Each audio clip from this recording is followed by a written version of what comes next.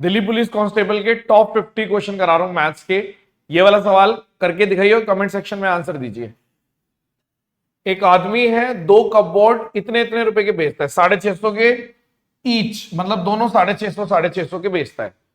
और एक पे 30% का प्रॉफिट होता है, एक पे 20% का लॉस। यानी एक 10 की चीज अगर 13 में बेच रहा है तो 13 की वैल्यू अगर 650 है तो आप बोलोगे कि 10 की वैल्यू 500, यानी कि सीपी 500 है। दूसरी चीज, अगर 10 की चीज 8 में बेच रहा है तो अगर 8 की वैल्यू 650 है तो 10 की वैल्यू कितनी हो गई, आपने बोल दिया 8 8 64, और 10 है तो 8,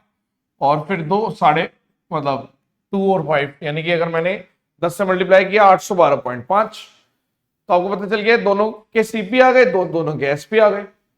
तो यदि उसने दोनों को इतने का बेचा होता, यानी आपने खरीदा कितने का, एक तरीके से आपने बोला 1312.5 और बेचा कितने का है, अगर यहां बेचा होता 875 के दोनों, यानी कि आप कह रहे हो कि यह आ गया आपका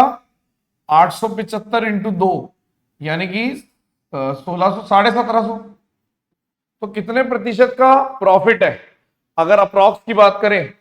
तो मैं इसको ऐसे भी कर सकता हूं कि अगर एसपी और सीपी का रेशियो है तो हम ये भी कह सकते हैं कि 1750 और यहाँ पे 13125 और यहाँ पे 0। तो अगर आप इसको काटोगे तो अगर मैं काटता हूं लगभग तो 416 4 12, 4 और 3 का रेशियो अप्रॉक्स, यानी कि 3 पे 4 का प्रॉफिट, यानी 1/3, यानी 33% का प्रॉफिट है।